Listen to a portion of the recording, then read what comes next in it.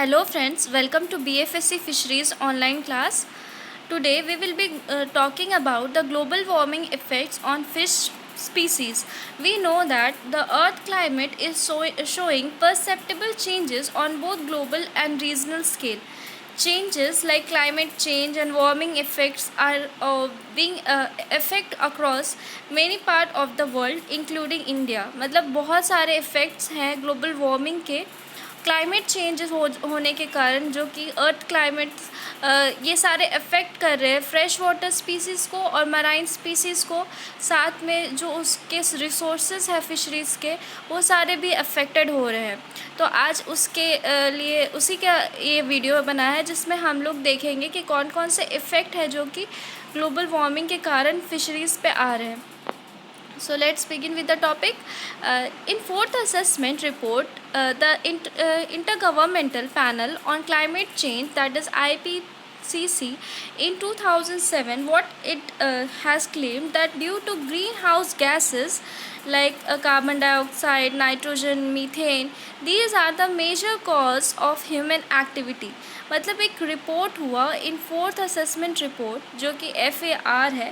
पहले third assessment report आया था जिसको हम लोग TAR कहते थे। इंटर गवर्नमेंटल पैनल और क्लाइमेट चेंज ने ये दिया था सबसे पहले IPCC, जिसमें ऑब्ज़र्व किया गया कि green house gas, solar activity, land surface property, ये सारे एरोसोल, ये सारे क्राइटेरिया हो सकते हैं जो कि ह्यूमन एक्टिविटीज़ के कारण होते हैं मेनली, और ये मेनली अफेक्ट होते हैं, मतलब ये मेजर कॉज होते हैं ग्लोबल वार्मिंग के। तो ये सारे इफ़ेक्ट है ग्लोबल वार्मिंग के।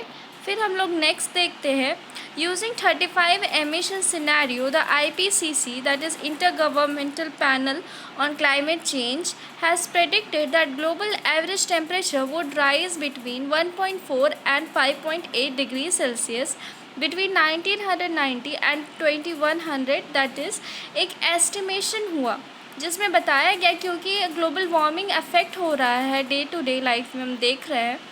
तो इससे ये सिनेरियो निकला कि टेम्परेचर चेंज हो रहा है। पहले 1.5 से इंक्रीज़ हो सकता है 2000, अगर हम लोग 2100 की बात करें तो उसमें ऐसा ये सिनेरियो हुआ है, मतलब ऐसा अनुमान लगाया गया है कि 2100 तक 5.8 डिग्री सेल्सियस टेम्परेचर में इंक्रीज़ हो सकते हैं, मतलब वो बढ़ सकते हैं टेम्परेचर, जो कि चेंज हो सकते हैं बिटवीन 2.2 डिग्री सेल्सियस से 4.5 डिग्री सेल्सियस तक।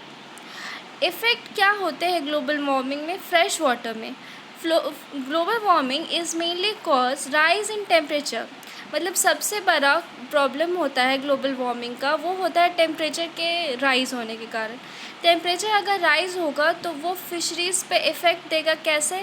क्योंकि ग्लेशियर्स पिघल रहे हैं, हम ऐसा देखते हैं। साथ में ये टेम्परेचर इंक्रीज़, अगर पॉन्ड या फिर किसी भी फ्रेश वाटर रिसोर्स में टेम्परेचर अगर इंक्रीज़ हो जाए तो वो सॉल्युबिलिटी ऑफ ऑक्सीजन को भी अफेक्ट करता है इनडायरेक्टली। साथ में ये इफ़ेक्ट करेगा और भी इस क्राइटेरिया को, उसके बारे में हम लोग आगे देखेंगे। 3.2 डिग्री सेल्सियस अगर राइज़ हो जाए ग्लोबल मीन टेम्परेचर में, तो वो हाफ ऑफ द हैबिटेट जो कि फ्रेश वाटर स्पीसीज़ को है, वो उसको अफेक्ट कर सकते हैं। फिर हम लोग देखते हैं सेकेंड, टेम्परेचर जब अगर बढ़ता है तो इससे क्या होगा? मेन इसका प्रॉब्लम हो सकता है कि टेम्परेचर बढ़ने से ग्लेशियर्स का पिघलना। तो इसका मेन इफ़ेक्ट कहाँ पड़ता है? क्योंकि हम लोग जानते हैं कि ग्लेशियर्स जो है फ्रेश वाटर रिसोर्स के लिए हमारे वही एक अच्छा स्रोत है, मतलब सोर्स है वो फ्रेश वाटर रिसोर्स के लिए ग्लेशियर्स। तो जब वार्म क्लाइमेट होगा तो ग्लेशियर्स पिघलेगा। ये क्यों होता है? ग्रेविटेशनल फोर्स डिक्रीज़ होने के कारण, जिससे वाटर राइज़ होता है, सी लेवल का राइज़ अगर होगा टेम्परेचर में तो वो स्नोफॉल कम होगा और रेनफॉल ज़्यादा होगा। अगर रेनफॉल ज़्यादा होगा तो ये क्या करेगा? रन ऑफ जो होता है रिवर का, वो उसको अफेक्ट करेगा। साथ में फ्रेश वाटर रिसोर्स को भी ये अफेक्ट करता है, क्योंकि अगर ये रन ऑफ होगा तो वो फ्रेश वाटर पीने वाला पानी नहीं होगा। ये फ्रेश वाटर वैसा नहीं है जो कि ये अफेक्ट कर रहा है फिशरीज़ को भी और इनडायरेक्टली ह्यूमन बींग्स को भी अफेक्ट कर रहा है, क्योंकि हम लोग मेन डिपेंडेंट है वाटर पे। और वाटर क्योंकि उसमें ग्लेशियर्स के पिघलने के कारण, जो कि मेनली टेम्परेचर के डिक्रीज़ होने और स्नोफॉल के इंक्रीज़ होने के कारण, मतलब स्नोफॉल डिक्रीज़ होने और इंक्रीज़ इन रेनफॉल होने के कारण हो रहा है। तो ये मेन अफेक्ट होता है फ्रेश वाटर रिसोर्स पे। फिर होता है दूसरा मेन रीज़न, वो है drought. Due to increase in temperature drought increases. Drought का मतलब होता है सूखा होना। अगर कोई जगह पे ज़्यादा टेम्परेचर बढ़ जाए, किसी रीज़न में ऐसा दिख रहा है, क्योंकि यूनिक्वल ये ऐसा टेम्परेचर के इंक्रीज़ होने पे, क्लाइमेट चेंज होने पे ऐसा देखा जा रहा है कि कहीं पे ज़्यादा गर्मी है, कहीं पे कम गर्मी है। तो ड्रॉट कहीं पे हो रहा है और जहाँ पहले ड्रॉट होता था वहाँ अब बहुत बारिश हो रही है। राजस्थान का एग्ज़ाम्पल हम लोग ले सकते हैं। तो ऐसा देखते हैं कि ड्रॉट भी एक प्रॉब्लम है, क्लाइमेट चेंज हो रहा है उससे ये इफ़ेक्ट हो रहा है। फिर स्नोफॉल और रेनफॉल। स्नोफॉल डिक्रीज़ हो रहा है क्योंकि टेम्परेचर बढ़ रहा है और ग्लेशियर्स लगातार पिघल रहे हैं उससे। और इससे क्या इफ़ेक्ट होता है, rainfall. And rainfall it leads to less fresh water. मतलब अगर रेनफॉल ज़्यादा होगा तो हम लोग का जो फ्रेश रिसोर्स है वाटर का, उसमें वो इफ़ेक्ट करता है, मतलब वो डिक्रीज़ हो रहा है। अब रेनफॉल का क्या है, जब हम लोग टेम्परेचर को देखते हैं कि टेम्परेचर बढ़ता है, ये मेन प्रॉब्लम होता है ग्लोबल वार्मिंग इफ़ेक्ट का। इससे क्या होगा, स्टॉर्म्स इंक्रीज़ होंगे, फ्लड आएगा। वाटर में फ्लड होने से डैमेज करता है वाटर के इंफ्रास्ट्रक्चर को और इस कारण फ्रेश वाटर रिसोर्स कम हो रहे हैं। मेल्टिंग ग्लेशियर्स भी एक बहुत बड़ा प्रॉब्लम है टेम्परेचर के इंक्रीज़ होने पे। क्लाइमेट चेंज जैसे warm temperature cause glaciers melting which is the source of fresh water। तो इस तरह ये सारे प्रॉब्लम्स हो रहे हैं। अब फ्यूचर एक्सपेक्टेशंस क्या क्या है, ड्यू टू इंक्रीज, मतलब ऐसा ये सिनेरियो बताया गया है कि due two extremes water temperature present day habitat threatens 1/3 of the fresh water get affected if the rise temperature above 3.2 degree Celsius. मतलब यहाँ बोला जा रहा है कि अगर टेम्परेचर 3.2 डिग्री सेल्सियस से ज़्यादा बढ़ जाए तो ये हमारे प्रेजेंट हैबिटेट को थ्रेटन करेगा। मतलब इससे हमारा जो हैबिटेट है वो सारे मतलब ख़त्म हो सकते हैं, क्योंकि फ्रेश वाटर नहीं रहेंगे। साथ में जो लिविंग रिसोर्स है वो सारे नहीं रहने के कारण रिवर ऐसा नहीं होगा जैसा कि मछली को ग्रो करने के लिए चाहिए, उनको फूड के लिए चाहिए, वैसा टेम्परेचर ना रहे तो सारे मछली मर सकते हैं।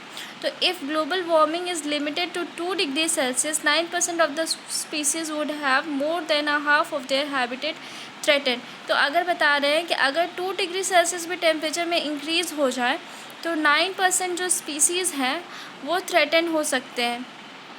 तो if warming is limited to 1.5 degree Celsius.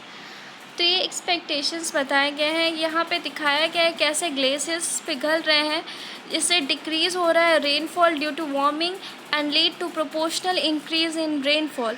जिससे क्या हो रहा है कि ग्लोबल वार्मिंग के कारण स्नोफॉल डिक्रीज़ हो रहा है, साथ में रेनफॉल इंक्रीज़ हो रहा है। ये दिखा रहे हैं, इमेज में दिखाया गया है कहाँ पे हॉट और ड्राई कंडीशन है और कहाँ पे हॉटर या वेटर कंडीशन, मतलब नॉर्थ ईस्ट और कोस्ट साइड में। जब ग्लेशियर्स पिघल रहे हैं तो रिवर का जो ग्लेशियर्स है उसमें सरफेस रन ऑफ होने के कारण सारे वाटर रिवर की ओर जा रहे हैं, तो ये फ्रेश वाटर रिसोर्स में इसमें कमी आ रही है। साथ में वाटर यूज़ कर रहे हैं जो प्लांट, उससे इवेपोरेशन हो रहा है, तो ये सारे क्लाउड्स के फॉर्म में फिर रेन कर रहे हैं, जिससे मतलब इससे क्या हो रहा है, लाइट रेन होने के कारण, रेनफॉल इंक्रीज़ होने के कारण हैवी प्रेसिपिटेशन होता है। Events leads to increase in flooding. इससे क्या होता है, फ्लड का सिचुएशन क्रिएट होता है। तो कहीं पे ड्रॉट हो रहा है और कहीं पे बहुत ही ज़्यादा फ्लड हो रहा है। तो ये सारे प्रॉब्लम्स है क्लाइमेट चेंज होने के कारण। फिर इफ़ेक्ट क्या है ग्लोबल वार्मिंग का फ्रेश वाटर स्पीसीज़ पे। जब हम लोग फ्रेश वाटर स्पीसीज़ की बात करें तो फ्रेश वाटर जो कि मेनली डिपेंड होता है वाटर फ्लो पे और टेम्परेचर पे। जब ग्लोबल वार्मिंग इफ़ेक्ट होता है तो टेम्परेचर के साथ मतलब इंक्रीज़ होने से ये सारे हैबिटेट रिड्यूस हो रहे हैं। इससे क्या होता है कि एक्सटिंक्शन का रिस्क होता है। मतलब कुछ कुछ स्पीसीज़ ऐसे हैं जो एक्सटिंक्ट हो रहे हैं, जो कि उस पार्टिकुलर टेम्परेचर में अपने आप को सरवाइव नहीं कर पा रहे। ये एक साइंटिस्ट है आफ्के स्किफर, उन्होंने बताया कि इन्वायरमेंटल रिसर्चर हैं at Radboud University and PBL and coauthor of study. तो ये बताया जा रहा है कि ऐसा क्या है कि स्पीसीज़ एक्सटिंक्ट हो सकते हैं अगर उनके अनुकूल टेम्परेचर ना हो तो। In tropical water, it threatens are more likely in freshwater species. Tropical waters की बात करें तो उसमें freshwater species ज़्यादा affected होते हैं. The more likely reason causing extinction of fish species is fragmentation of fresh water, due to which they are able to move to the region where they could adapt to changes. तो extinction का main कारण यहाँ पे वही बताया गया है कि क्योंकि टेम्परेचर बढ़ रहा है तो फ्रेश वाटर रिसोर्स में कमी आ रही है, जिससे कि वो वैसे टेम्परेचर में जाना चाह रहे हैं जहाँ पे वो सरवाइव कर सके, पर ऐसा होता है कि वो वहाँ भी एक्सटिंक्ट हो रहे हैं, उनका टेम्परेचर उनके अनुसार नहीं मिलने के कारण।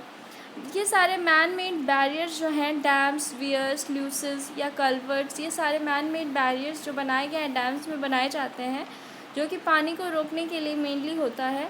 इससे क्या होता है कि हम लोग फ्रेश वाटर और के कनेक्टिविटी को रिड्यूस करें मराइन वाटर से। इससे क्या होता है कि जो फ़िश होती है उसका उतना जैसे कि सैल्मन की बात करें तो वो जैसे कि अपने ब्रीडिंग के लिए फ्रेश वाटर्स में आएंगे, तो क्लाइमेट चेंज के कारण ये सारे इफ़ेक्ट हो रहे हैं। साथ में हम लोग बात कर सकते हैं सैल्मन की, और भी जो वेस्ट बंगाल में बना है फरक्का बैरियर, वो सारे की बात करें तो वो सारे अफेक्ट करते हैं, जैसे हिल्सा फ़िश हैं उनको अफेक्ट कर रहे हैं। तो इसलिए हम लोग ये ज़रूरी है कि ग्लोबल वार्मिंग के इफ़ेक्ट को स्लो डाउन करें, मतलब ऐसा कुछ ना करें जो कि फ्रेश वाटर को कम करे, जो कि ग्लोबल वार्मिंग को कॉज दे। जैसे कि जंगल को ना काटे, हम लोग प्रोटेक्ट करें वाटर को, वाटर रिसोर्स को।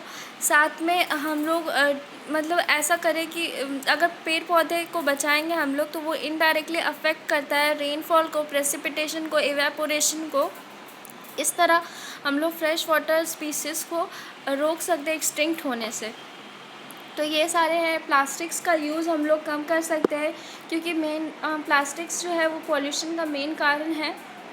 आज के सिनेरियो से ये पता किया जा सकता है, हम लोग देख सकते हैं इमेज में कैसे फ़िश अगर प्लास्टिक्स को खा लेती हैं तो वो लीड करती है डेथ को, मतलब उनका डेथ हो सकता है। ये सारे अभी के फूड चेन है, न्यू फूड चेन एक ऐसे इमेज में दिखाया गया कैसे माइक्रो प्लास्टिक फ़िश में जाती है, फिर फ़िश से हम लोग के अंदर आती हैं, क्योंकि हम लोग नहीं देख रहे हैं ना कि उस फ़िश में वो किस कारण वो फ़िश डेथ की। हो सकता है उसमें बायो एक्यूमुलेशन हो, ऐसे सब्सटेंसेस हो जो कि हमको इनडायरेक्टली अफेक्ट करे। तो ये सारे रीज़न थे ग्लोबल वार्मिंग के। Thanks for watching and stay tune, and if you like then please subscribe my channel and comment down if you want some more videos like this.